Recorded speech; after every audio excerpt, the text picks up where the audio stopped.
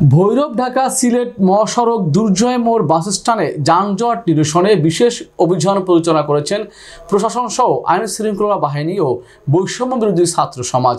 বিস্তারিত জানাচ্ছেন ভৈরব প্রতিনিধি মোহাম্মদ মিজানুর রহমান পাটোয়ারির পাঠানো তথ্য ভিডিও চিত্রে।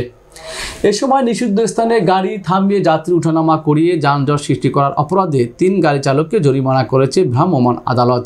12 সেপ্টেম্বর বৃহস্পতিবার সকালে ঢাকা সিলেট মহাসড়ক ও ভৈরব কিশোরগঞ্জ আলিফ সড়কে বাসস্ট্যান্ড এলাকায় এই অভিযান পরিচালনা করেন উপজেলা নির্বাহী অফিসার ও নির্বাহী ম্যাজিস্ট্রেট মোহাম্মদ রেদওয়ান আহমেদ রাফি।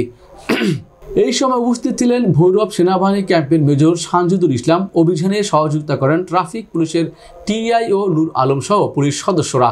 ভ্রাম্যমাণ আদালত সূত্রে জানা যায়, ঢাকা সিলেট মহাসড়কের একটি গুরুত্বপূর্ণ জায়গা ভৈরব বাসস্ট্যান্ড।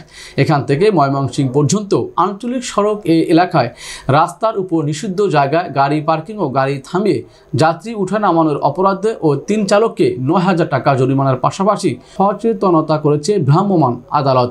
এই বিষয়ে উপজেলা নির্বাহী অফিসার ও উপজেলা নির্বাহী ম্যাজিস্ট্রেট মোহাম্মদ রেদওয়ান আহমেদ রাফি বলেন, সড়কের মধ্যে বিভিন্ন গাড়ি থামিয়ে যাত্রী উঠা নামানো করা হয়, যার কারণে ঢাকা সিলেট মহাসড়কের বিরাট যানজটের সৃষ্টি হয়।